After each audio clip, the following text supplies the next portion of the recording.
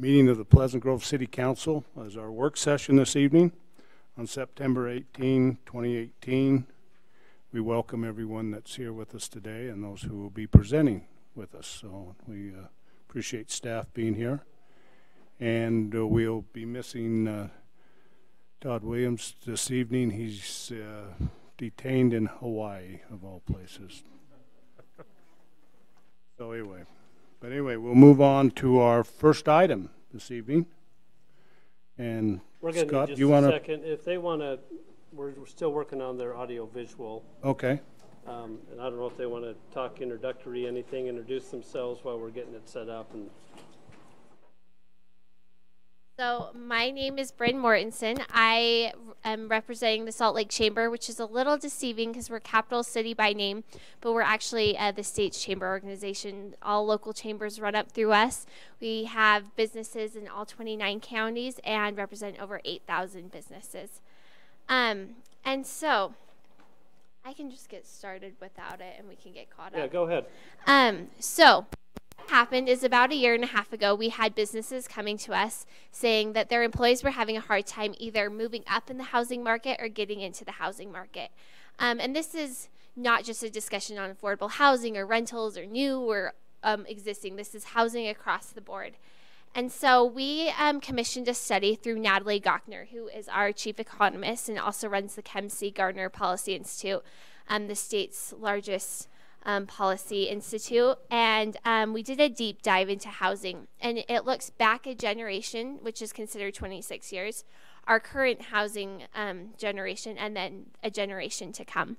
And what we found is, and we can go to the next one.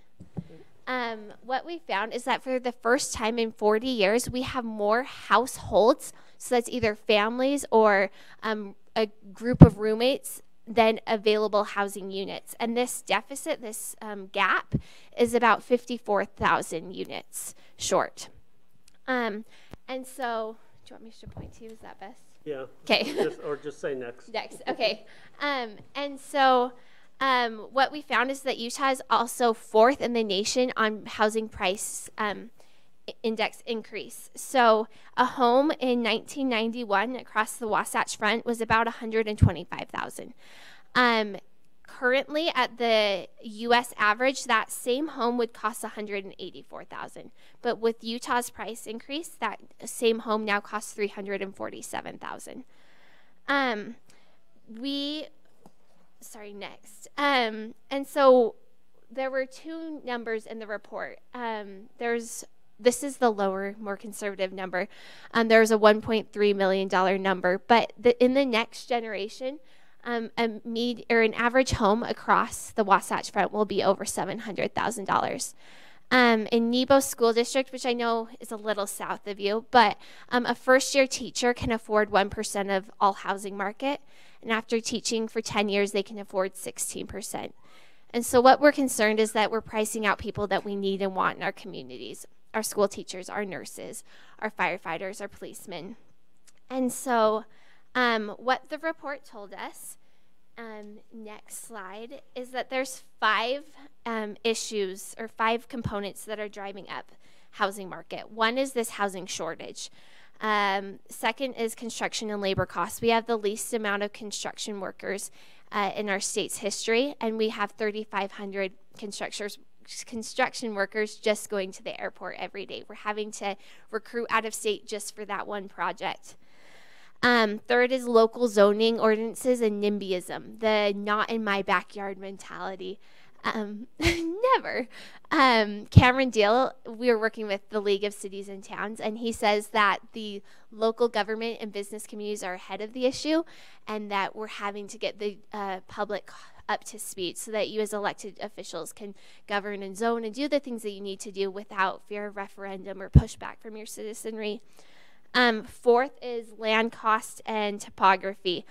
In 91, we kind of had the same housing constraint, but we could just continue to sprawl. And now we were pushed up against the mountains and against the lakes, and we can really only grow so far. And the land that's left to develop, frankly, is not the best. It's more expensive. It's more difficult. And then lastly, in the last 10 years, Utah is leading the nation on demographic and population growth. which 80% of Utah County and 72% statewide is internal. It's our kids and our grandkids wanting to stay here. And then we're also leading the nation in job growth as well.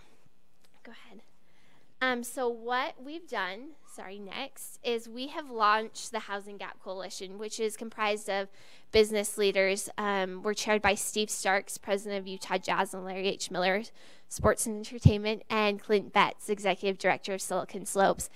We have a broad business engagement. We're also working with local housing authorities and the league and elected officials, just really all trying to come together to get ahead of this issue so that we don't become another Seattle or San Francisco Bay Area. Next, we have found some possible solutions. This is an example of Wasatch Front Regional Council, and I know MAG has a same program, but there's TLC where they will pay for you to update your general plan and help you align your transportation and your housing. Density is kind of a four-letter word, but what we want to say is, as local elected officials, we're not telling you how to zone or how to govern because you're the one closest to the issue. But what we are asking is, density means different things in different communities. Salt Lake City, sure, it means high-rise apartments, but in some communities, it just means smaller lots and trying to use the land that you have left wisely to accommodate this population growth. Next. To address the construction and labor, the Ken Garff Foundation has the Keys to Success program. They launched the Code to Success last year, and in a similar fashion, we're doing Build to Success. A journeyman plumber makes 6 figures. These are good jobs that students just frankly aren't interested in or don't know a whole lot about. So trying to educate high school students to help with our labor shortage. We're also going to DC next week. As a chamber, we work at the federal level as well because immigration reform is a part of this. So trying to work to address the labor shortage. Next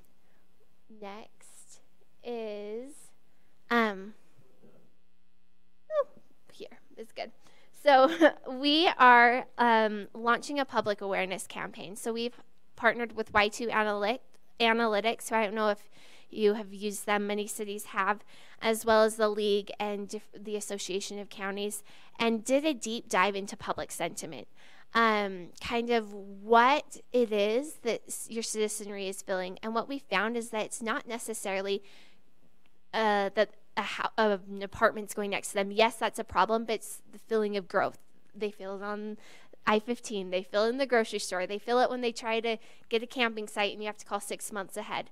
And so what we're doing is we just got the top line data back on Friday, and we're doing kind of digging through the analytics of it now, but we'll share that information with you so you know what messaging will resonate with your citizenry. And then we're going to do a public awareness campaign, which you can go to the next slide.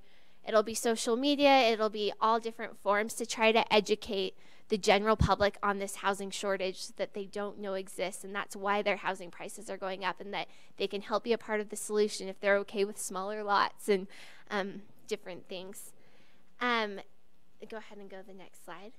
So what we're doing is I'm visiting every city council across the Wasatch Front, as well as some in Box Elder, Tooele, Morgan, and Washington County. And what we're doing is we're asking cities to update their, or do a general plan overview and update their moderate income housing plan. So this last year in HB 259, it requires all cities to update their moderate income plan so that there's a variety of housing every 2 years. And so we ask that you do that. Also, just looking at your zoning, as I said, and making sure that you're helping accommodate with what land you have left, or if it means rezoning old commercial spaces or business parks or whatever it is that have kind of lost life, how you can bring housing into that. And then we're asking all cities to sign a support resolution once we've presented, just saying you recognize that there's a crisis and you're committed to doing your part. And then we're just going to have a list of all the cities as we go to the legislature, as we meet with different kind of stakeholders to say, cities are committed to doing their part, trust them, let them zone and do the things they need to do. Then when I'm done, I'm going to introduce Robert Vernon. He's here local with your housing authorities and can answer and help with any questions regarding that. He's a little closer to home. But I also just want to know kind of what you're feeling, what information I can take back kind of as Pleasant Grove, and how we can support you, and what you see your role or any of that.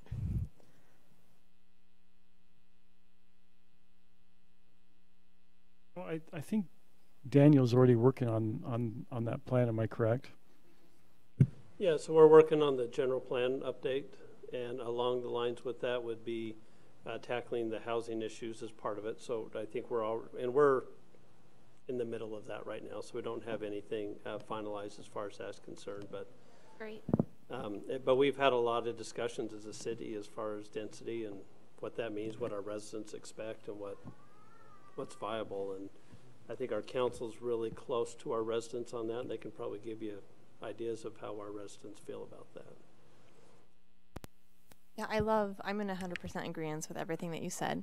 I love, if there's another way that I can support the construction labor industry. My father was a contractor, my husband's in the construction industry, and I totally agree that is a dying industry, especially with the millennials who are into technology and things like that. And it's very hard to come by, and if there's not already a shortage, I think you said that there's going to be. And so anyway I can support that industry, because I've seen that during my life how beneficial it can be to have, we need them Right, in our communities. And then also for me as a council member, I'm not in support of the very high density housing, because I feel we've hit our maximum down in the Grove area, and based on residents' responses, they don't want to see more high density. But I love the idea of finding some of that commercial space that has been advertised as commercial that isn't just viable for commercial, that maybe we could work for some density at the smaller lots. I love that idea. So I'm in agreement with 100% of what you're saying. So anyway, I can support that as a council member. We can as a mayor, council, and staff. I would love to support that effort, because it is an issue, and I have a college-age son that will be looking for a home probably in the next 5 years, and it's scary to think that where it's at right now could even increase. So anything I can do to support that in our community, I will. Great. Thank you. Just a couple of things. For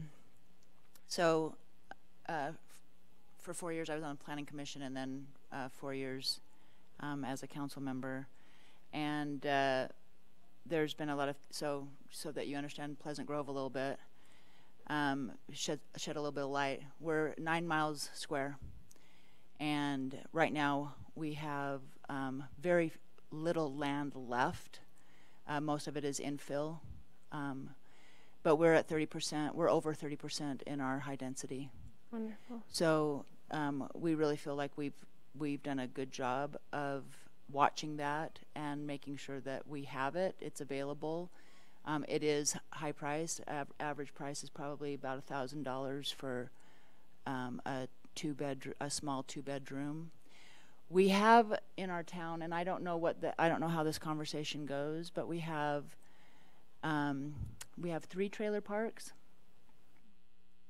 2, which is actually not a good use of high density space. And so I don't know what the options are for us in that. We've talked about it a little bit, and I don't know what our options are there. We also have an area between the tracks and State Street, which is right now we have, I think it's manufacturing, industrial manufacturing, and it's part of it could be either commercial or it could be a mixed use. So I don't know how to go about changing already existing long-term that have been something for, that trailer park has been there for a long time, years. I don't even know how many years. And I totally agree with the trailer park land, because it could be you could put used. you could put a tall a lot building more, there, a lot more make it housing there. affordable, and clean it up a little bit. I totally agree. So if you can get us information, I don't know if that is your role or someone within your organization that we could, the housing, the representative behind you. Hi, we'll talk to you in just a second. I love that idea about finding out how we can better utilize that land right there, because it's property that could be used, I think, for more housing, more affordable housing. But we're out of land. So the land that we have left is just that corridor right next to the freeway, and that is that's our sales tax commercial area. Right. But the rest of town, we have, it's mostly just infill, like the middle of blocks, stuff like that. Well, and I love how creative you are with the trailer park. That's what we're asking cities to do, is kind of start thinking Well, we don't know forward. what to do. That's great. And At that's least where you we have need an help, idea. is because we run into a lot of federal regulations and laws about what can or can't be done with that land. And so we've had developers approach us about, redoing those areas, and then they come to a stop because of federal regulations or state regulations, whatever it may be. So we need to know what we can do as a city to help move that along, so we can clean up the area, get more affordable housing. We just need help with that because we don't know what to do as a city to get past that red tape. I would love to help you. I'm currently working with Provo on trying to buy one of their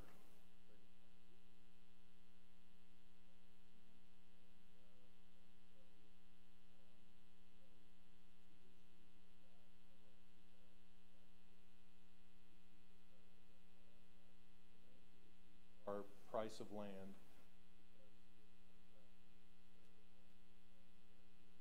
Right. Which drives the price.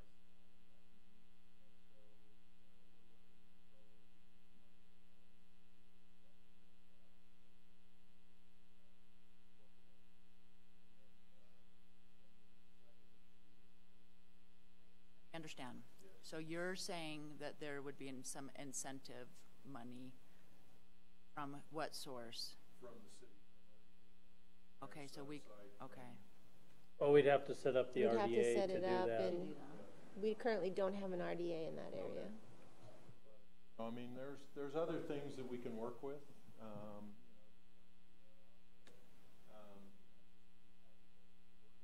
Other issue is, of course,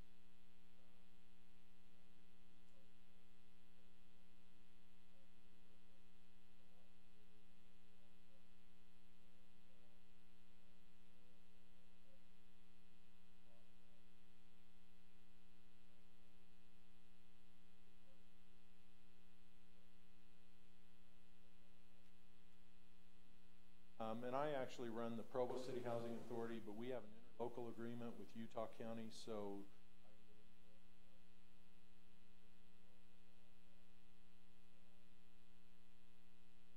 nonprofit that works. There are some special rules in the enabling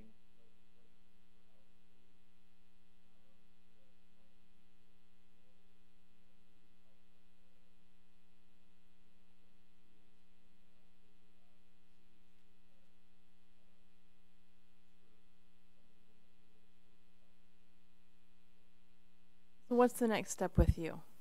Like, can you meet tomorrow? No, I'm just joking. No, but probably Thursday. Okay. Well, Scott, we'll connect with Mr. Vernon, and we'll start talking about what all that means and what the steps would be. So administratively, we can start figuring out how to tackle that one. Just make myself a note to get a hold of And the it. redevelopment stuff,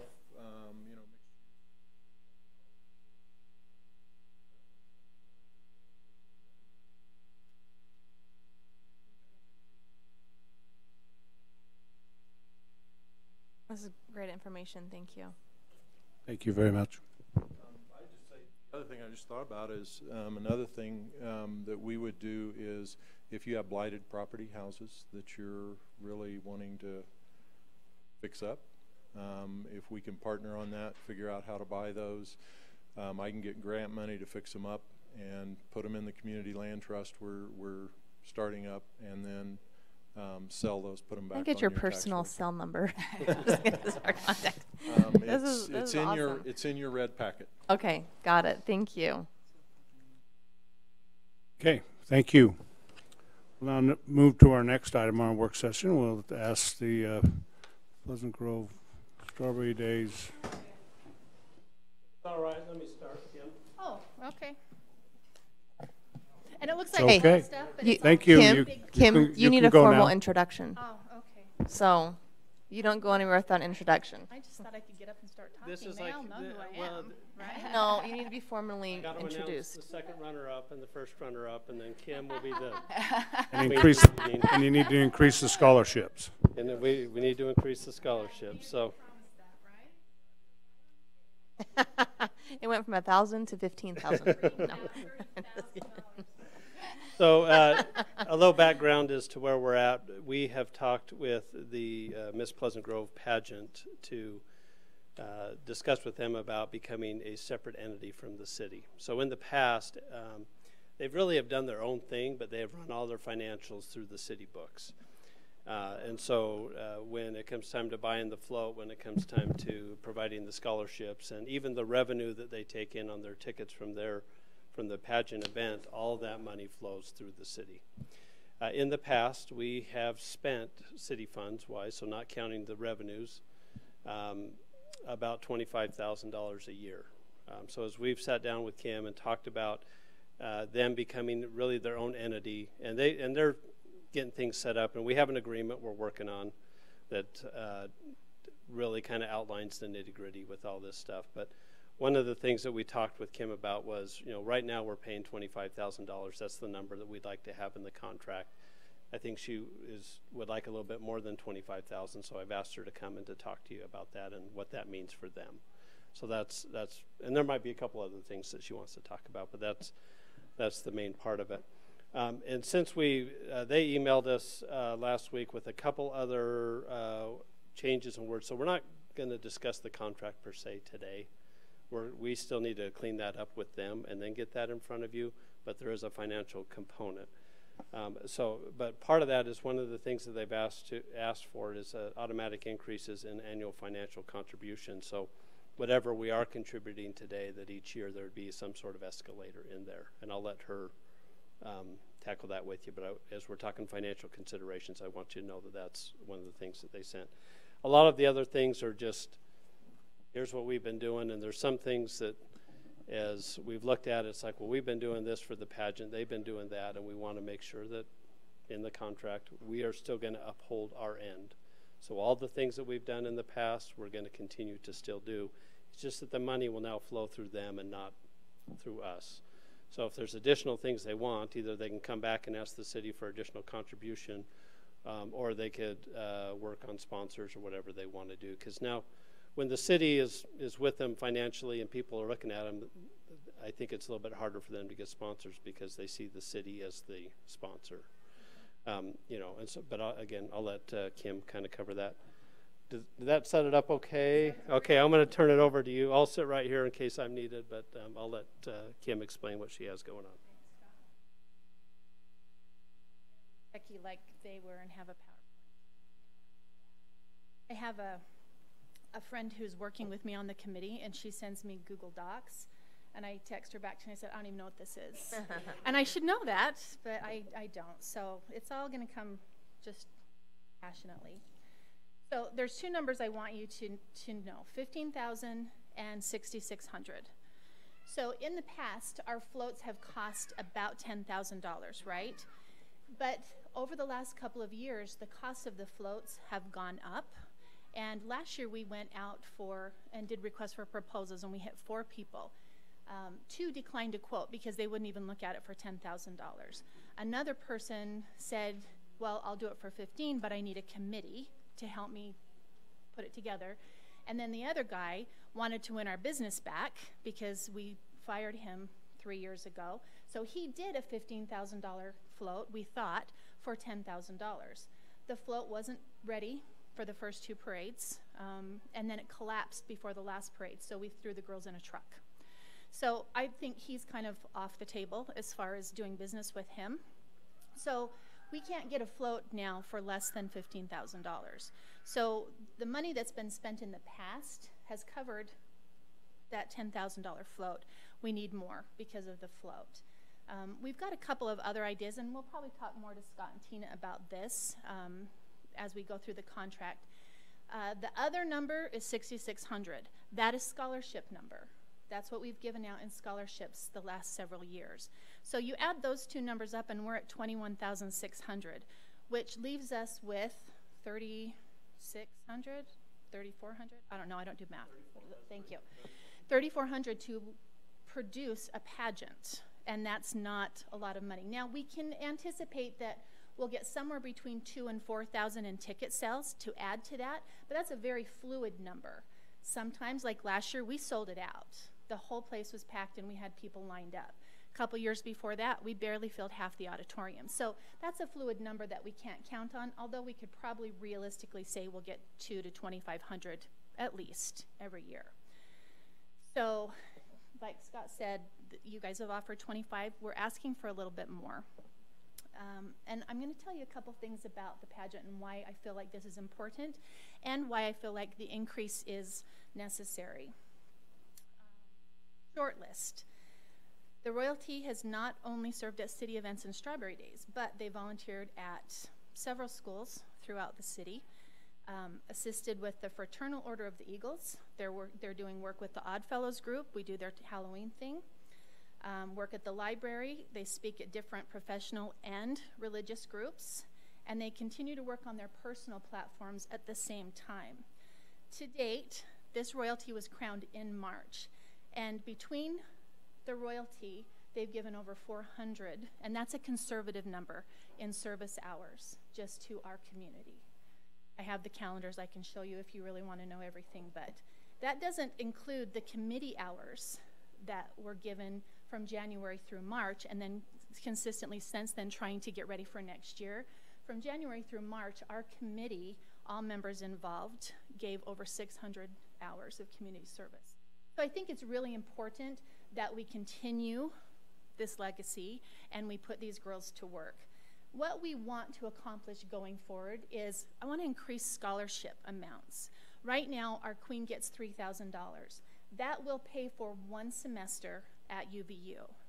What I'd like to do, and I'm not asking the city to do this, but what we would like to do is award enough scholarship money that our queen gets a full year at college, and that our attendants can get at least that semester.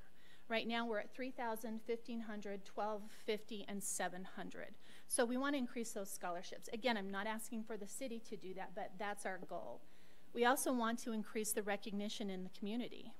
They've done a really good job of getting out this year. We've had them a lot of things. We want them to be as active, maybe not as active as June, but more active in the fall and winter months, at least 2 events per month, so that the city can see and the community can see that this is a worthwhile program. And then what we've done to support this, and Scott touched on this too, we've already got, because of previous conversations, we have a 501c3 already set up. It's Miss Pleasant Grove Scholarship Foundation. Any money that we get from outside donors specific to Scholarship Foundation will be put into this. What we're hoping for is that we can get a doTERRA or a St. John's property to give us an annual endowment of $10,000. That wouldn't allow us to raise the scholarships the first year, but if we can get a couple years in there, I think we can start raising those scholarships.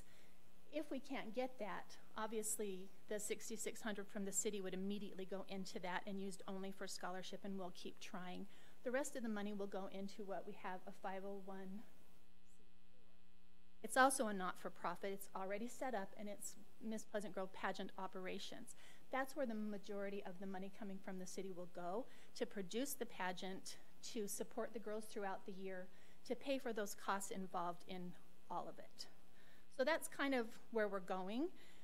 A couple things that we can see that we think we can get people to sponsor if we go about it the right way is photography and printing.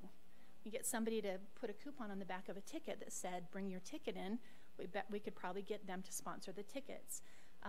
We have reception centers here that could sponsor orientation tea and food. So we have a lot of great ideas, and we are currently working on a sponsorship packet. We're about halfway done. I was proofing it today. It looks pretty good. But that's kind of the direction we're heading. So we would like an increase to try and cover those costs that have gone over and above what they've been in previous years. I don't know what I'm asking for, but... Let me jump in. Okay. as I was thinking about this, something that kind of crossed my mind this morning was with us having the CARE tax on the ballot, that if that money were to pass, there would this event would qualify for that. And for us to pull $5,000 annually out of that, I think would be something doable for us as the city to do. The problem that they will face on that is that we're not going to know that until November, and I'm not even sure when the funds become available. We need to figure out for sure if we start collecting those in January, February, March, or whenever we actually get the revenue. Now, I'm hoping there's a way, and Denise and I need to talk this through, but if we were to go that route, and maybe in January we could write them the check and then reimburse ourselves as the future revenues came in, so that they would have that in the bank so they could use that. So that was one thought that came to my mind. If that does not happen, if the CARE tax doesn't happen, then they would just be right out of the general fund for us to make that allocation of $5,000. And that is what it is. I mean, we have lots of needs in the city, but $5,000 isn't going to break us. But if there's other places that we want that to go, then that money can go elsewhere. As far as the annual escalation, that's unique. We don't do that with Strawberry Days. We don't do that with Center Stage and these others that we have contractual relationships with. It makes me a little nervous to put a escalator in there every year. I would prefer that if they want additional money on an annual basis, that they come back and be part of the budget process with the city. And we have that considered against everything else that we fund, instead of having the automatic escalator. Did you want to? As long as I get the introduction every time, I'll come back. Okay, every well, year, we right? can do that. Well, I had another thought too, and we haven't talked about this because it just kind of came to me this afternoon as I was reviewing things. And I called a lot of directors and cities in preparation for this to kind of see where their budgets were at. And most of them were somewhere between 15 and 20. However, they are not responsible for the float. The city takes care of the float. So, I mean, that's another thing to consider. If you guys want to just say, here's your budget for pageant and everything that means, and then we'll take care of the float, we're willing to take less, take a 20,000 instead of a 25, and then we'll still work with your float designers. We'll still be part of the creativity process. We'll still get contracts, but unless you don't want us to. I mean, we'll still take the lead on that if you want. I prefer we don't do the float. Scott doesn't want to put the flowers on the float. I know that. I would prefer I know that that world a little bit. yeah. It's pretty tough. It is. I prefer we write the check and they deal with all that. And so if there's additional money that's needed for that, again, that's so. I also know some cities do every other year they do a float. So for 2 years they keep a similar float. They design a pretty good one, and then the next year they just kind of modify it a little bit, and then on the third and so forth years they go out and get a different one. And what they'll do for that is do like a $15,000 to $18,000 float, and then the next year it'll be $3,000 to $5,000 depending on what they have to do. So it reduces the price a little, not as much as you would expect, but it does reduce the price. Definitely, if we wanted to do that. Yeah. And that's something we've also talked about as a committee as well, is just doing it every 2 years. The problem we have with that is that we've always based our float around a Strawberry Days theme. So if we do it that way, we just need to make it a Pleasant Grove float and not a Strawberry Days themed float. And I was on board with the mayor when he he threw out some figures, but I've always thought that the girls should have more scholarship money, right? And I don't know if that ties to how many girls actually put into it. I'd like to have Miss PG Taryn come up because I've got some questions for her. But no, the scholarships have been the same for years. It doesn't matter how many girls go in, because what we do is we have a queen and then we have 4 attendants if we have enough girls to compete. Yes. If we don't have enough girls to compete to name 4 attendants, then we will increase the scholarship amounts to match the 6,600. Makes sense. Okay. Yeah. So is the total that's being requested the 25 or 30? I want at least 30. Okay. Okay. I like the CARE tax thing, right? Because it can be one of those purposes that we can use, and it shows the community that we are involved. Well, and part of that is then they can support it with your people to say, look, if the CARE tax passes, then we're going to be able to enhance our pageant. And so that, to me, that's just beneficial as far as additional support and getting the word out in regards to that. That's been the whole fight all along, is it's very simple on the cost, but for the quality of life, it enhances the whole community. And so, yeah. Our situation here is not different than a lot of other things that we do, where 10 years ago we set this up and we set this dollar amount, and the dollar amount really hasn't changed. Now the cost has gone up. I mean, it's similar to providing water. I mean, you know, the cost goes up, and so we kind of have to keep the rates lined up with that. And you know, Terry Marchbanks for years and years is just coming in and saying, how much do I have for the float? And I said, well, it's $10,000. It's $10,000. Well, I'm assuming the cost of that, I mean, she's been told that now for 8 years or 9 years, however long I've been here. And so I think there's a legitimate issue here as far as kind of what we've been paying, and really this is just, because on the flip side of this is what we get in return for sponsoring the pageant, is we are a sponsor. And Pleasant Grove City's name is going to be on this. Our logo is going to be on things. And so this is going to be representative of Pleasant Grove City. And the funny thing is in the past, it's been tied with Strawberry Days in so many ways, and not necessarily Pleasant Grove City. It's been more Strawberry Days. Well, Strawberry Days is now its own entity. And so the relationship between the pageant and Strawberry Days has their own separate relationship than between the pageant and the city. The city has always been the one that has put the money towards it, not Strawberry Days. I don't know if you I don't think you get anything from Strawberry Days, do you? We don't, but that's going to be a conversation. And so a good amount of money with.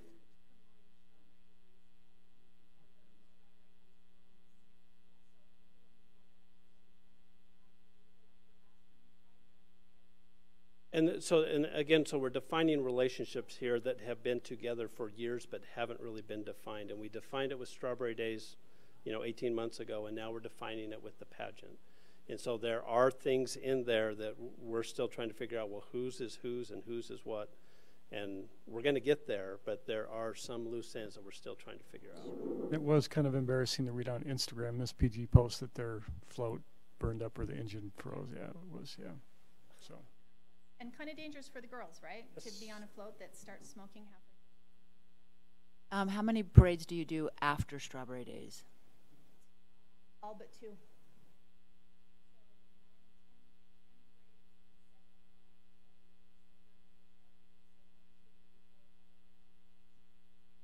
So it just seems like maybe we do need to bear testimony about Pleasant Grove. Pleasant Grove, we're representing Pleasant Grove.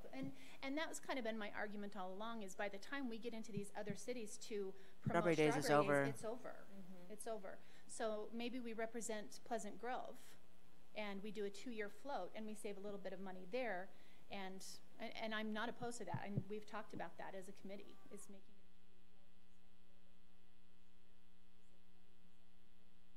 When do you have to make commitment on the float? January, February 15th at the latest. I would think that let's let the care tax thing play out, and if that passes, then I think we can have the discussion about using part of that money. If it doesn't pass, then we'll bring it back in January and have a budget discussion with you. Talk about specifically this issue. They're just going to need time so that they know what to do with the float. So, yeah, because we have to talk so about we'll, the float too. in essence, we'll have a decision for sure by January. Okay. With, and I guess I don't want to put words in your mouth. If you're okay for us to head down the care tax route, what I don't want is for them to go out and tell people, hey, this is a good idea, vote for the care tax, and then we turn around and don't give them any money. Kind of commit to that, I think we need to commit. I do have a question. So is the vehicle under the float working, or do you not have a vehicle? Because it sounds like it blew up. It blew up, but it was working, but then the float collapsed, so we couldn't use it the last time anyway. But it breaks every year, and So we need a new And that's vehicle. another. We either need a brand new chassis, not a burned out police Right. car that we've made into a chassis, or Do we have a surplus burnt out vehicle? or That's what I'm thinking. Or we need just to continue to let the city maintain it as part of the contract, is let the city maintain it and store it, and and not make us responsible for maintenance, because honestly, I wouldn't know where to go for maintenance anyway. Part of the question is who's going to, we're okay to store and all that. Yeah. Buy new ones, so there's a cost.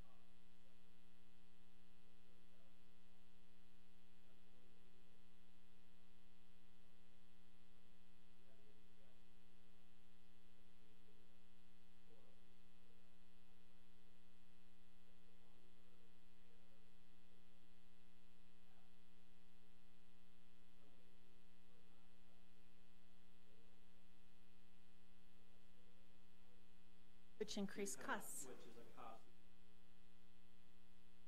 There's certain things that we're trying to not have the responsibility for anymore. We don't want to just dump it all on them and say, this is now your problem. So if there's some transition things we need to do, if there's a little bit more money up front to get this ball rolling, that might be where we're at. So the $30,000 is really just kind of the also includes the float, but there are a couple other things that cost to the city that we're going to have to figure out. And we'll bring that back to you when we get there, probably about the same time that we're ready to adopt. Part of it is they kind of need to know where we're at. They're starting to take on expenses and things like that, and they want to get where they need to go. Other questions? From SPG, Darren. Okay, thank you. Okay, so we're clear. And Kim, before you leave, we're looking at $5,000. Okay, and she requested $7,500. Well, if we're going to commit, let's commit to the 5, and then if the CARE tax passes and they want to ask for another $2,500, we can have that discussion at that time. If the CARE tax does not pass, then we will make it a part of our next budget that they'll have $5,000. Now, our next budget doesn't kick in till July 1, so everything's already going to be over. The expense will be on this year's budget, so it would probably come back, I guess, as a budget amendment if that's the way that we're going to do it. But I want to give them some comfort that they can proceed, knowing that no matter where that money's going to come from, that they're going to have that. Is that fair to you guys? I'm okay with that comfort. Are we understand? So once they agree to this and we get the contract. Yes. Okay. Yeah, well. Because I don't have $30,000 to start buying stuff. Hey, So, Scott, the other thing is we went between fiscal years. Yeah. So I'll probably have to look at that. It probably won't be the whole amount if there's been expenditures. Yeah. So I'll have to look at that between fiscal years. Yeah, and again, that's kind of one of the loose ends that's just a little tricky as we get this ball rolling, and so how that exactly is going to work out. And we're hoping to have the contract figured out here in hopefully by the second meeting in October. So within a month, we have that all figured out. But when that contract is then passed, then we would like to be able to write them the check. We'll work with Denise on what's available and how that impacts them, so that at this point we are contractual and it's now their deal. And so we'll write the check, but now they manage the money on their end. We'll still have the loose ends with the chassis, with the carryover money or the lack of carryover money, because there are some expenses that are incurred at the beginning part of this budget that were for last year's pageant. So we can get that all situated, and I think we'll have that all figured out, that when we adopt the contract, we'll all know where we're at that point. This is just discussion today. We're not taking action. No. Okay. No, but No action. No, we're not taking action, but I want Kim to have an idea where the council's sitting. And so that's why I say if we're going to commit to the 5,000, we're not saying today that the budget amendment's happening, that's what we're going to do. But that's the direction that we're going to work. When we put the contract together, it will say 30,000 instead of 25. So that when we adopt it, and now we need that extra $5,000. So I thought we were at 21.6.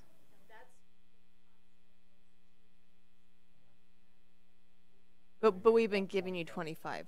25 has been the expenses, so we haven't been giving them anything. We have just run all the expenses through our books. Okay. The average over like the last 7 years, I think I did. It's been about 25,000 in expenses, and so that's how we settled on the 25,000. Okay, gotcha. So maybe old Joe is going to go be in a parade. I just have two questions. So are we okay? Do we have $5,000 We'll talk No, about it- that. We're not. Okay. Yeah, let's so talk. when And- we do the contract, but No, I'm saying out of our budget right now. I'm talking right now in our budget. We're gonna give them $5,000. when we adopt the agreement, then we need to be prepared to Yes. eventually make that budget amendment. Now, whether that's going to be CARE money or out of the general fund, we don't know. Yeah. But we will make that commitment, and we will write the check, that extra $5,000, when we get into January, February. But that's got to come out of something. So can I phrase this in a manner that Please makes do. me happy? Okay. What we're looking for from the council is we're working on a contract. We're looking for some direction. Would you like us to craft the contract with the increased amount? We're currently offering $25,000. They're asking for $5,000 more than that. You're not making any final decisions tonight. We're just looking for direction as to whether or not you would like us to see if there is another $5,000 in the budget and come back to you with an agreement working towards that $30,000. Does the agreement have to be signed though before November, before the CARE tax We will have passes? I mean, or doesn't pass, we don't know. no. So my understanding of the current proposal is the $5,000 is going to come out of our regular budget. Right. She's looking for another $2,500. If the CARE tax passes, the council is being asked to look at that point with giving her an additional $2,500. Is that Can correct? but we can put the 5,000 part, we can put a line in there about the CARE tax for the 5,000, right? Yeah, that's, Sure. that's, We that's can what put that I in the would contract. suggest, is that Contingent upon the passage. We'll commit to the 25,000 we've always done. We'll write the check Yes. as soon as we get the. We'll write the check when we adopt that. The other 5,000 will still be on the table. How the CARE tax plays out and or a budget amendment on the back end. And what did you say about the $2,500 then? I asked for 70. Oh, I know. I thought you said something about $2,500 being the CARE tax part. She's asking At the for end. 7,500. Okay. We're saying we're at 5. She's at 5,000. Okay. But we don't have to decide that, I think, until we. Okay. I think we should definitely move forward. I mean, I just want to find out about the CARE tax, but also if the money's going to come out, I'd like to know specifically where. And before if that's what you'd like, then we can provide that information before we finalize the contract. The amendment. We'll have that. We'll have that. We'll send that out to you. Most of Not our tonight. money between November and Okay. That's other that's than time for that. it's Yeah, we're getting yeah. it's time. So All right, before cute Taryn gets up, by the way, I have had the most enjoyable time Strawberry Days week with the girls. That is just joyful. And to send them all over into other cities as our ambassadors representing us, I have always felt very confident. I know you guys train them, you know, they're confident, they're beautiful, confident girls. And I think that this is a very good way for us to show off. It's marketing, and I love it. I know, so many hours. part of this. Yeah, It really is. and I love the littles. I know, aren't they cute? All right, Taryn, you're up. Okay, Taryn, Miss PG. We have a cost that how much do you again get for being Miss PG? $3,000 in scholarship. So, but that is, let's say we'll call that revenue. What is your expenses on the I just want people to understand, as these ladies, you run, right? And you put in all the time and the effort, and there's dresses, right? And other things. What would you say your typical cost would be for a girl to run for Miss PG? Ooh, well. Rough estimate. I'm just curious. Well, it depends. My just my evening gown dress this year was. Looks back to mom. It was like around $300 Sure. just for my evening gown dress that we did. Plus, not only expenses, we also put in the time and effort. We work with Kim. We work with the city, everything preparing for the pageant, and we work ourselves on our platform. So I'd say, along with hours and like expenses, just to run for the pageant, say over $700. 700 to 1,000 probably, easily. Yep. Yeah. Okay. That's a lot, right? That's a lot to ask for girls and families, moms, dads to put in for, right? And because that eats into your winnings one way or another. Yeah, and So.